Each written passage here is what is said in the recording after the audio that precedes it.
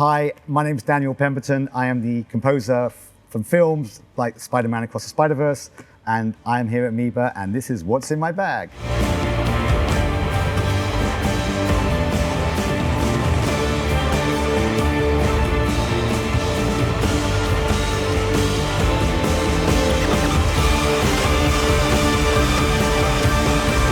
This is the future sound of London.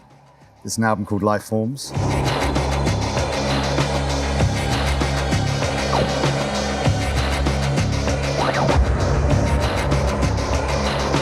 This is Accelerator.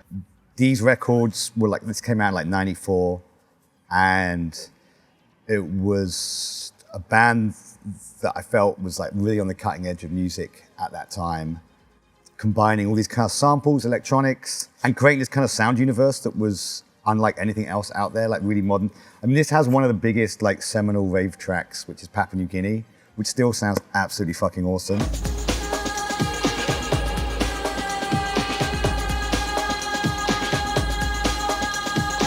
This is a great record as well. This is like a bit more like punky in its electronic, whereas this one's a bit more slick.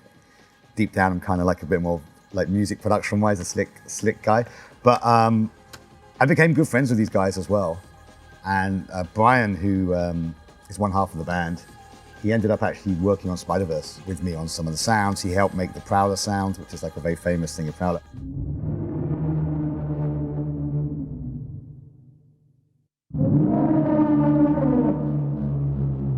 This is a great record, and this had a huge impact on me and my musical like world.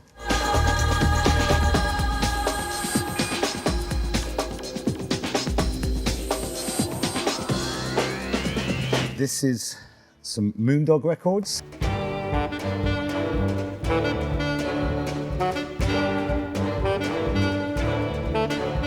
Moondog was this really fascinating guy who was a little bit crazy. I think he wore like this Viking hat and used to like parade around New York. But he made these really great jazz albums. So his stuff, I think, it's really ahead of its time. It's just got a great vibe. It's sort of minimal sort of jazz saxophones with minimal percussion. I did a film called Amsterdam, which no one saw or seemed to like, but I really like it, and it was really influenced by Moondog, because I've always loved his stuff.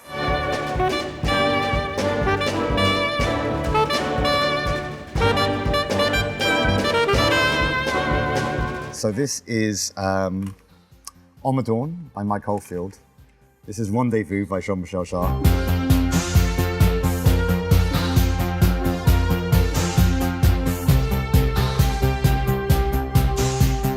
Both have great back covers. Jean-Michel Jarre looking quite kind of smooth, Oldfield looking like crazy hippie. And these records are unbelievably important to me because they were the first two records I ever really had. I got these two on CD from the library. My dad got them for me. The night before, I'd seen a laser show at the Planetarium in London.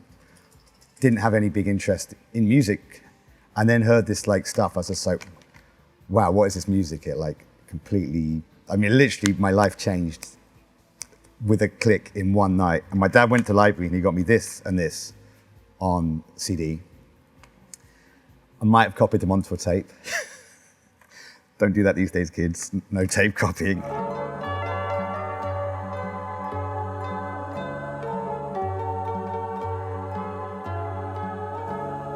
So I had a tape with both these on. I'd copied the artwork in pen. I copied this artwork because this artwork's not very good to copy. And I basically caned those records, like that tape, for about a year, non-stop, just round and round and round. It's very weird to listen to these records now because they're so intrinsically linked this time. Even talking about it, I get quite emotional.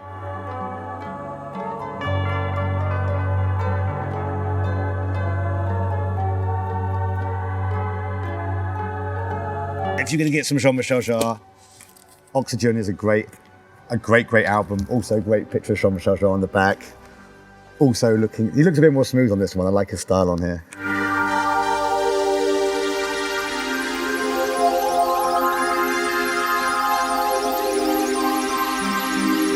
This album, super underrated, cooler back cover.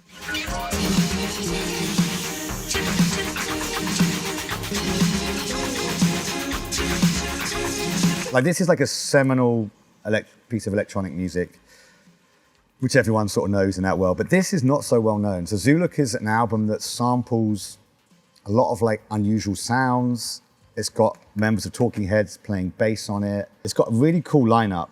It's really unusual. It's like 84. It feels very cutting edge of technology, art, culture. This had a big impact on me growing up. Like the way he created a sound world out of all these unusual noises.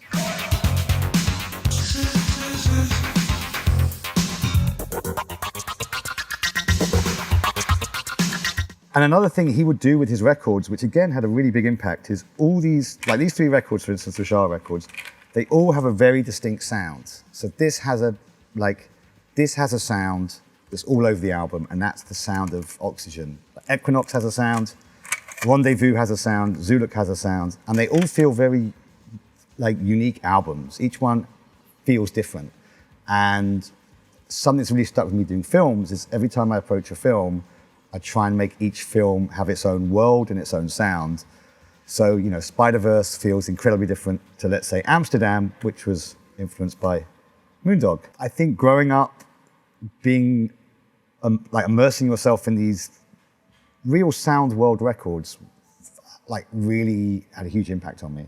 And then if we go back to Mike Oldfield for a second, like I feel Mike doesn't get the respect he deserves. The thing that's weird about being a recording artist is you have to kind of be a brand. If you're a film composer, no one cares what you do. So I can go and make any kind of record because no one really cares. So I care, it's like I just do what I want to do. And Mike Oldfield had a weird thing where he was this crazy, like really interesting multi-instrumentalist where he made all these records super layered. Most people know him for the Exorcist theme, which is Tubular Bells.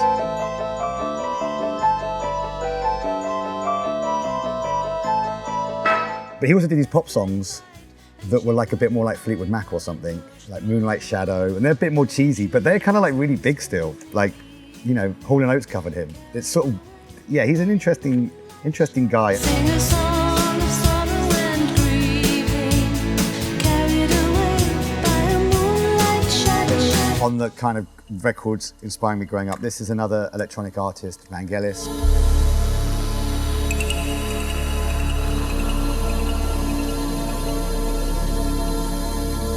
I think everyone knows him mainly for Blade Runner and Chariots of Fire, but his studio albums are really phenomenal. And this was, I think, his last super great studio album. This was when he went to MIDI. So Vangelis had a very crazy, like the only person I've ever seen to have this working method, which is why his records are so interesting, to do with the way he would perform everything live. So he built this crazy system that meant he could perform every element at the same time.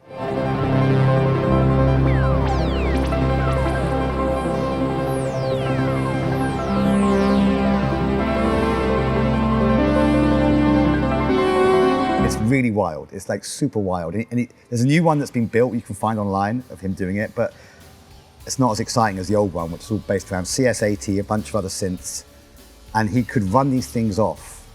And it was almost a bit like being in a band where you got 4 people, like a punk band, where you're like, we've got to make the most amount of noise we can, but on synths. And this album was like when he moved this different system. It's a really cool, like 80s synth record. And I still think it stands up really well today, and it feels overlooked. So I'm bringing this out to tell everyone to go listen to Vangelis.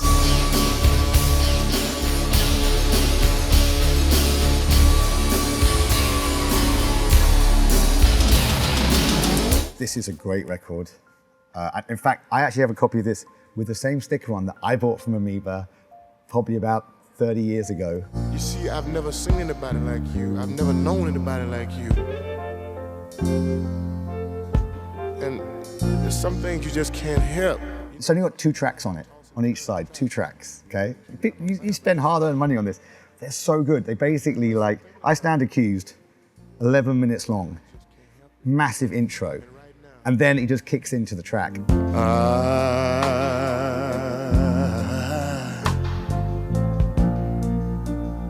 stand accused. Isaac Hayes' arrangements and the way he looked at music and songs that are not just like, here's a 3-minute song. He'd expand them. Again, it's ambition, and I love the ambition in this record and the ambition in his music. I hope it's not a crime, 'cause if it is, I'm guilty. Okay, this is a classic hip-hop record. Incredible bongo band, Michael Viner.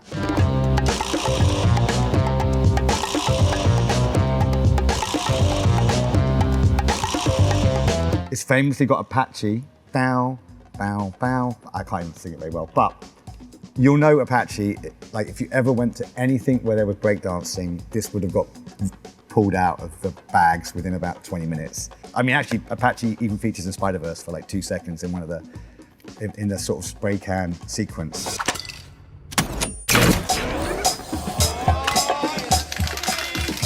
Now you on your own, man.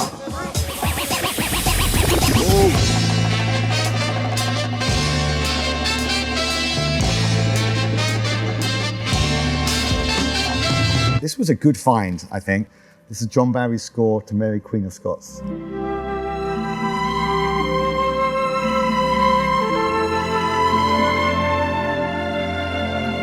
Huge fan of John Barry. He did 2 film scores kind of at his sort of, I would say, artistic peak of musicality when he did this, Robin and sort of Maid Marian, and there's another film he did called Lion in Winter.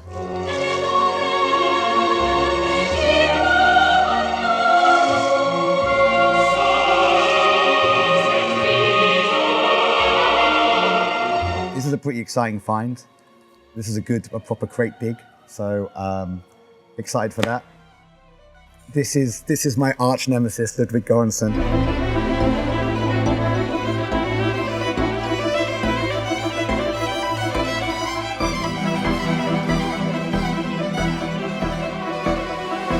Ludwig always does amazing scores. I think Oppenheimer's a fantastic score. I wish it hadn't come out the same year as Spider-Verse. There's loads of great film music around at the moment, I think. I think we're in a really exciting time for film music, and I think he's one of the most exciting composers around. Every time he brings a new score out, I get what I call the 50-50 rule, which is I go and see it in cinema, and 50% of me is really excited at what he's doing and like what film music can sound like and how inspiring it is, and this is like everything I'm trying to achieve. And the other 50% of me is jealous, pissed off, and angry that there's someone out there doing stuff way better than I am, and I feel like a big hack. And every time you get like that feeling, it's a really good score, and this is a really great score.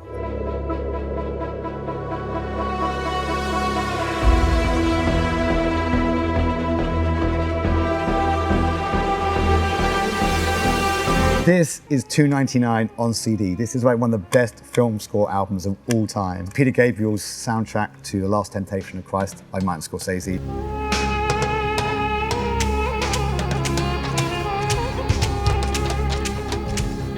This is a phenomenal record that I feel has changed how film music sounds without anyone really realizing it, I think. Moving away from like standard orchestral music or electronic and orchestral stuff. It's an amazing record, and it's $2.99. And one thing I really advise, I used to do a lot. I used to come to Amoeba when I was in America a long time ago, and I would always dig, especially soundtracks, the bottom bargain racks. And with soundtracks, I bought loads of soundtracks just because they were cheap. And then you go and listen to them and you're like, oh, this is great, or this one I don't care. And I think CDs are really underrated. So like go pick them up now, kids, before they get expensive like vinyl. But if you haven't heard this record, Passion by Peter Gabriel, he is a master artist, and this is a great soundtrack.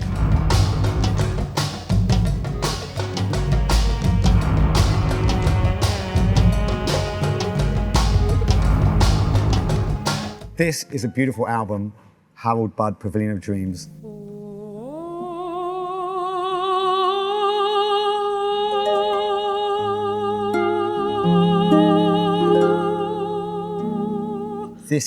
This is such a beautiful record. Harold Budd is a great artist who sadly died last year, who makes very kind of ethereal, emotional ambient music.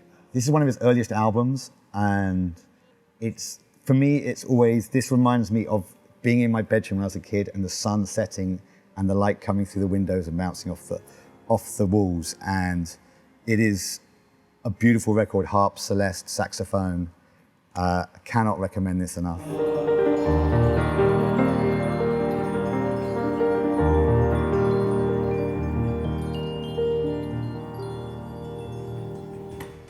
And that is my bag. That is quite the impressive haul. Yeah, Thank you that's so great. much.